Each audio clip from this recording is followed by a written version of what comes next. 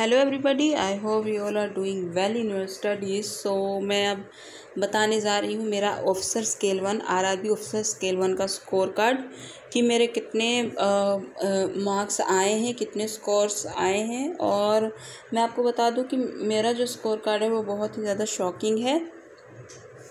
उसका मैं एक कारण भी बताऊंगी। तो मैं अपना स्कोर कार्ड शेयर कर रही हूँ। पहले मैं आपको बता दूँ मेरे अटैम्प्ट कितने हुए थे। मेरे अटैम्प्ट जो हुए हैं वो मेरे 52 अटैम्प्ट हुए थे। अब मुझे सेक्शनल अटैम्प्ट याद नहीं है कि मैंने रीजनिंग और क्वांट में कितने मैंने रीजनिंग में मेरे 52 अटैम्प्ट हुए थे, तो मैंने रीजनिंग में शायद 29 अटैम्प्ट किए थे और क्वांट में मैंने शायद 24 अटैम्प्ट किए थे, 23 अटैम्प्ट किए थे शायद। हाँ, इतना ही अटैम्प्ट शायद हुआ था मेरा, 29 और 23 ऐसे ही, मतलब ओवरऑल 52 अटैम्प्ट हुए थे मेरे। तो मैं अब आपको अपना स्कोर कार्ड शेयर करने जा रही हूँ कि मेरा कैसा स्कोर आया है। तो मैं आपको बता दूँ, मैंने रीजनिंग में 29.25 गेन किया है और क्वांट में 24.50। कट ऑफ कितनी गई थी? कट ऑफ गई थी 55.25, मेरे आए हैं 53.75। मेरे जितने अटैम्प्ट किए थे, मैंने 52 अटैम्प्ट किए थे, मेरा 53.75 मार्क्स आए हैं। जब ये मेरा रिज़ल्ट आया था और उसमें रिज़ल्ट स्टेटस जब आया था उसमें थैंक यू आया था, तब मुझे बहुत ज़्यादा ऐसे लगा था कि मैंने तो एक्यूरेसी अपनी मेंटेन की थी। आखिर क्या हुआ होगा, कैसे मतलब मेरा सिलेक्शन रुका या फिर क्या, कैसे। पर एक तरफ से फिर ये भी लग रहा था कि शायद मैंने कुछ, क्योंकि एक्सपेक्टेड कट ऑफ जो प्रिडिक्ट की जा रही थी वो यही की जा रही थी कि कट ऑफ इस बार कम जाएगी, कट ऑफ कम जाएगी। और जिस स्टेट में वैकेंसी पिछले साल से ज़्यादा है उसमें तो कम ही जाने का प्रिडिक्ट किया जा रहा था, एक्सपेक्ट किया जा रहा था। लेकिन अब यही लगता है कि एक्सपेक्टेड कट ऑफ बिल्कुल भी मानने की ज़रूरत नहीं है कि क्या कट ऑफ जाएगी क्या नहीं जाएगी। किसी का दोष नहीं है इसमें एक्सपेक्ट करने में, एक्सपेक्टेड कट ऑफ, क्योंकि जैसे हर साल होता है कि अगर वैकेंसी इंक्रीज़ हो, यही सब चीज़ें जो होती हैं, वैकेंसी, नंबर ऑफ़ कैंडिडेट्स, यही सब चीज़ें देख के कट ऑफ एक्सपेक्ट की जाती है कि कितनी तक जा सकती है, लेवल क्या था। और मैं आपको बता दूं, मेरा 4 अगस्त सेकंड शिफ्ट को हुआ था और 4 अगस्त सेकंड शिफ्ट को हुआ था मेरा एग्ज़ाम। पर उसमें बहुत से लोगों ने कम अटैम्प्ट किए थे उस शिफ्ट में, और ऐसा बोला जा रहा था कि वो टफ़ शिफ्ट थी, इजी नहीं थी, टफ़ शिफ्ट थी।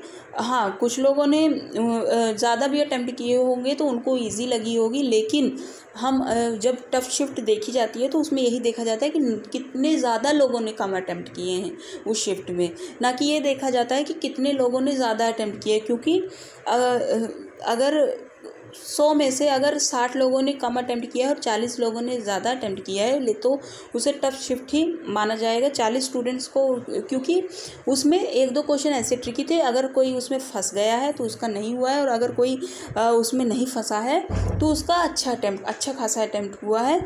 तो हाँ, ये किस्मत पर भी निर्भर कर रहा था।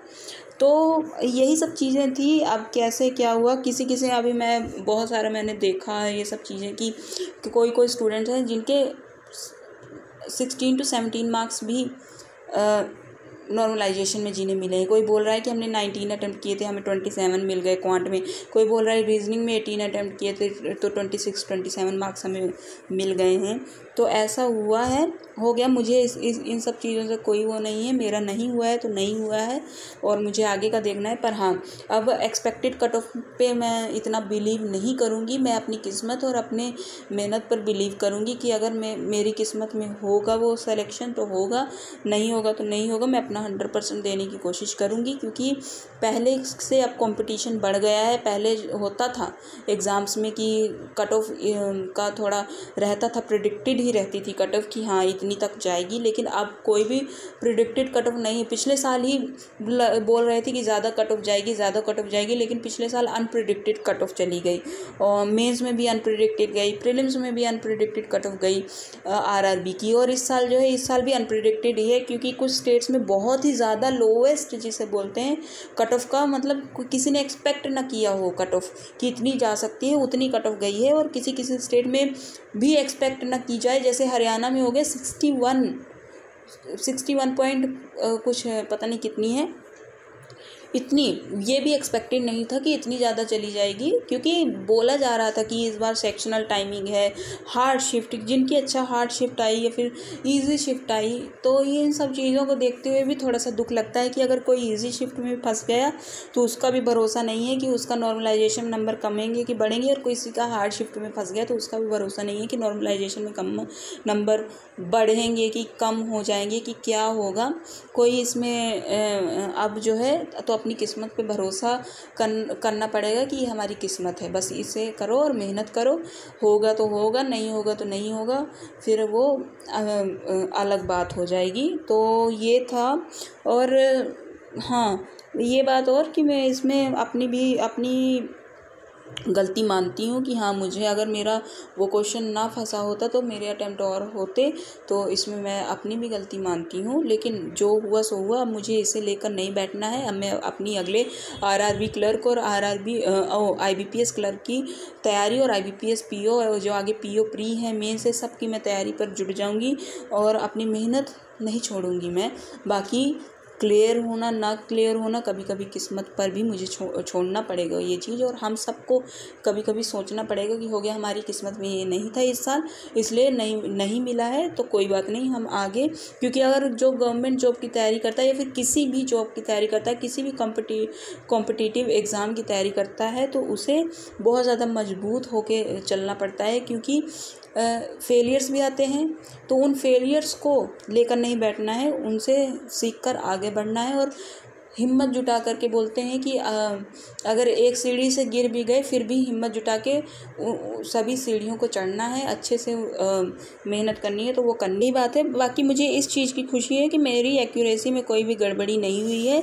मैंने जितने अटेम्प्ट किए थे मेरे, क्योंकि मुझे लग ही रहा था कि मैंने 100% एक्यूरेसी के साथ अटेम्प्ट किया था, तो मेरे नंबर कम कैसे हो सकते, क्योंकि मुझे इतना नहीं था कि कट ऑफ इतनी ज़्यादा चली जाएगी। मुझे यही लग रहा था कि मेरी एक्यूरेसी में गड़बड़ी हुई है, लेकिन मैं इतना खुश हूँ कि मैं कभी भी कोई भी एग्ज़ाम देती हूँ तो मैं एक्यूरेसी मेंटेन करके ही देती हूँ। तो मैंने अपना जो भी एग्ज़ाम दिया वो एक्यूरेसी मेंटेन करके दिया है, एक्यूरेसी नहीं छोड़ी। अब हो गया, उसका कोई फ़ायदा नहीं है एक्यूरेसी का, क्योंकि मेरा सिलेक्शन एट द एंड नहीं हुआ है, लेकिन इसका ये फ़ायदा है कि मैंने आगे के जो एग्ज़ाम्स हैं उन पर मैं छोटी छोटी गलतियों का ध्यान दूंगी, उनसे सीखूंगी और अच्छे से अपना और ज़्यादा अच्छे से करने की कोशिश करूंगी, ताकि ये गलती मुझसे दोबारा ना हो कि जो कि मतलब क्वेश्चन की अब चॉइस में मुझसे जो मैंने पैटर्न अपना क्वेश्चन अटेम्प्ट करने को उस टाइम पे चेंज कर दिया था, वो वही मेरी सबसे बड़ी गलती है, और उसे मैं आगे कभी भी नहीं दोहराऊंगी और हर एक चीज़ को सोच समझ के करूंगी। So thank you all.